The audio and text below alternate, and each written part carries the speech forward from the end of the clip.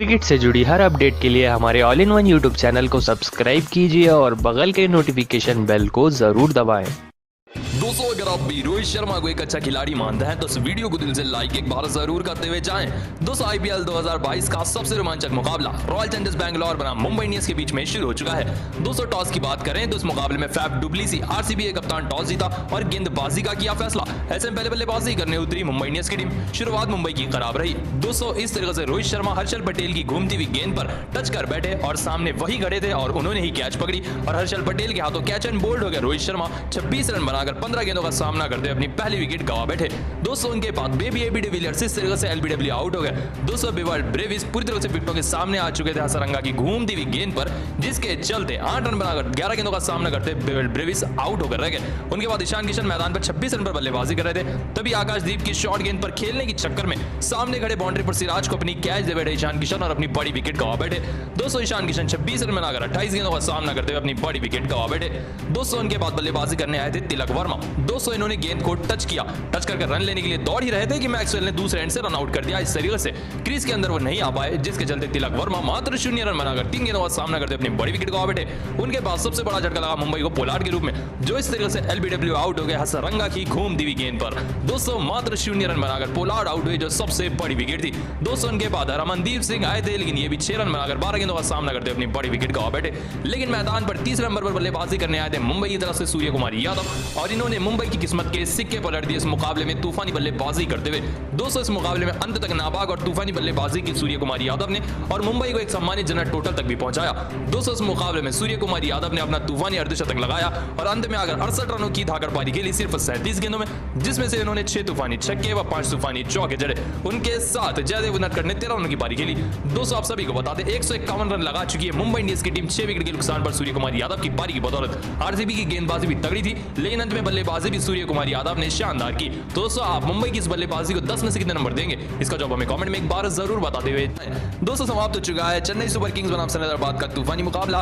तो आइए आप सभी को बताते हैं इस पूरे मुकाबले की हाईलाइट। चेन्नई सुपर किंग्स बनाम हैदराबाद का आईपीएल 2022 का 17वां मुकाबला। दोस्तों, टॉस की अगर हम बात करें तो इस मुकाबले में केन विलियमसन, जो कि हैदराबाद के कप्तान है, टॉस जीता इन्होंने और गेंदबाजी का किया फैसला। ऐसे में चेन्नई सुपर किंग्स पहले बल्लेबाजी करने उतरी। सीएसके की तरफ से रॉबिन उथप्पा और उनके साथ ऋतुराज गायकवाड़ शुरुआत करने आई चेन्नई सुपर किंग्स की, लेकिन शुरुआत इस बार खराब रही। दोस्तों, वॉशिंगटन सुंदर की इस घूमती हुई गेंद पर शॉट तो खेला रॉबिन उथप्पा ने, लेकिन गेंद के नीचे आ गया एडम मार्करम, जिसके चलते इस मुकाबले में रॉबिन उथप्पा 15 रन बनाकर 11 गेंदों का सामना करते हुए अपनी बड़ी विकेट गवा बैठे। दोस्तों, उनके ठीक बाद नटराजन ने बुरी तरह से क्लीन बोल्ड कर रख दिया दूसरे सलामी बल्लेबाज ऋतुराज गायकवाड़ को और एक और बार खराब बल्लेबाजी करते हुए ऋतुराज गायकवाड़ 16 रन बनाकर 13 गेंदों का सामना करते हुए नटराजन के हाथों आउट हुए। दोस्तों, उनके बाद मोइन अली ने एक अच्छी पारी खेली और 48 रन पर पहुंच चुके थे।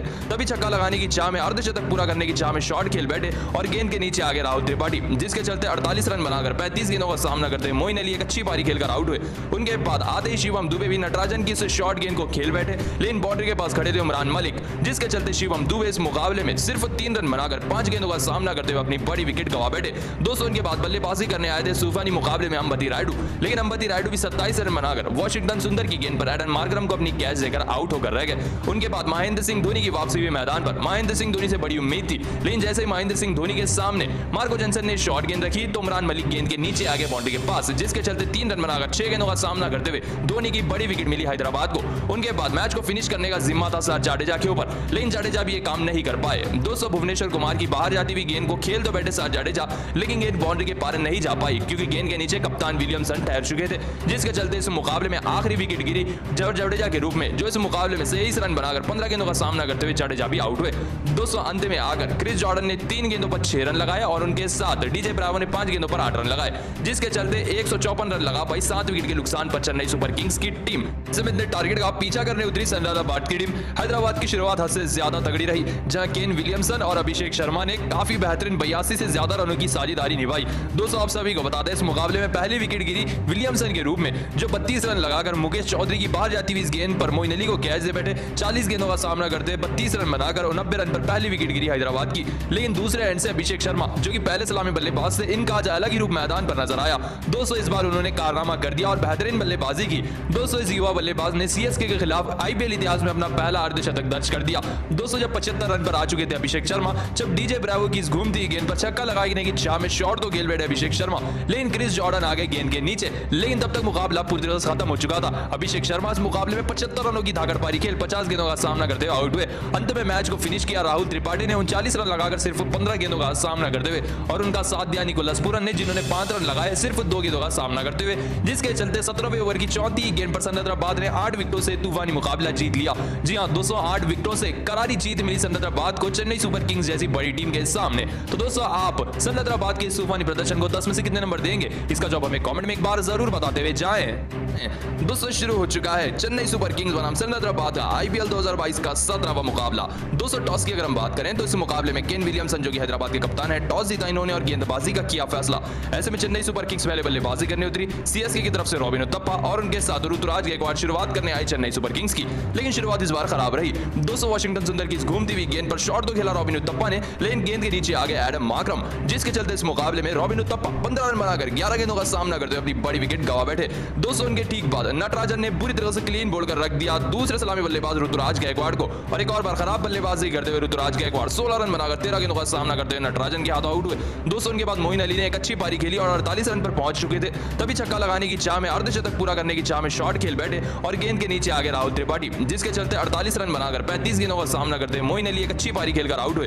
उनके बाद आते ही शिवम दुबे भी नटराजन की इस शॉर्ट गेंद को खेल बैठे, लेकिन बाउंड्री के पास खड़े थे उमरान मलिक, जिसके चलते शिवम दुबे इस मुकाबले में सिर्फ 3 रन बनाकर 5 गेंदों का सामना करते हुए अपनी बड़ी विकेट गंवा बैठे।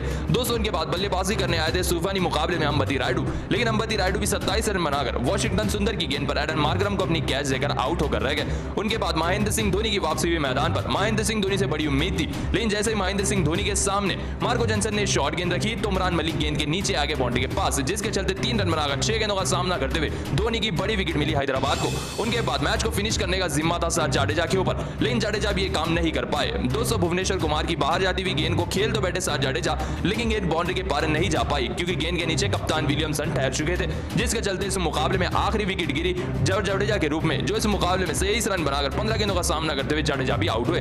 दोस्तों अंत में आकर क्रिस जॉर्डन ने 3 गेंदों पर 6 रन लगाए और उनके साथ डीजे ब्रावो ने 5 गेंदों पर 8 रन लगाए, जिसके चलते 154 रन लगा पाई 7 विकेट के नुकसान पर चेन्नई सुपर किंग्स की टीम। तो दोस्तों आप सीएसके की इस बल्लेबाजी को 10 में से कितने नंबर देंगे, इसका जवाब हमें कमेंट में एक बार जरूर बताते हुए जाएं। दोस्तों आईपीएल 2022 का अब तक का सबसे रोमांचक मुकाबला पंजाब किंग्स और गुजरात टाइटंस के बीच में समाप्त हुआ।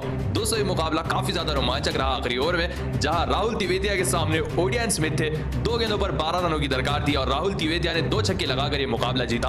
लेकिन दोस्तों आप सभी को पता है एक बड़ी गलती पंजाब किंग्स को इस मुकाबले में ले डूबी दोस्तों, वरना कब का ये मुकाबला जीत जाती पंजाब किंग्स की टीम। दोस्तों आखिरी ओवर में जब पहली गेंद पर डेविड मिलर के हाथों हार्दिक पांड्या आउट हो गए थे, तभी पूरा मुकाबला बदल गया था, क्योंकि 2 नए बल्लेबाज मैदान पर थे। एक्सपीरियंस गेंदबाज थे ओडियन स्मिथ और दोनों ही बल्लेबाज नए थे, सेट नहीं थे, जिसका भरपूर फायदा उठा सकते थे स्मिथ। लेकिन उसके बाद उनसे बड़ी गलती ये हुई, जैसे उन्होंने अगली गेंद डेविड मिलर को डाली तो डेविड मिलर ने टच किया और रन लेने के लिए दौड़ पड़े।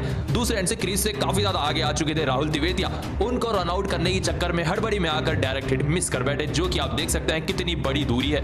इतना रन आउट नहीं कर पाए ओडियन स्मिथ, जिसके चलते काफी ज्यादा रोमांच हुआ। उसके बाद उन्होंने काफी ज्यादा हल्के में लिया राहुल तिवेदिया को। उन्होंने समझा कि उनसे छोटी सी चूक हो गई है जो उन्होंने राहुल तिवेदिया को आउट नहीं किया। ऐसे में उनकी ये एक मिस्टेक पूरी तरह से पंजाब किंग्स को ले डूबी। जैसे ही राहुल तिवेदिया को जीवन दान मिला और जैसे उनके सामने वापस से आखिरी 2 गेंदें डालने आए ओडियन स्मिथ, तब राहुल तिवेदिया ने अपने इस जीवन दान का भरपूर फायदा उठाया ओडियन स्मिथ के सामने और 2 गेंदों पर 2 छक्के लगाकर शानदार तरीके से गुजरात टाइटंस ने मुकाबला जीता और राहुल तिवेदिया ने पूरी तरह से भरपूर फायदा उठाया। पंजाब किंग्स की एक गलती उनके ऊपर काफी ज्यादा भारी पड़ गई। दोस्तों इस पूरे कारनामे पर आपको क्या कहना है, इसका जवाब हमें कमेंट जरूर बताते हुए जाएं।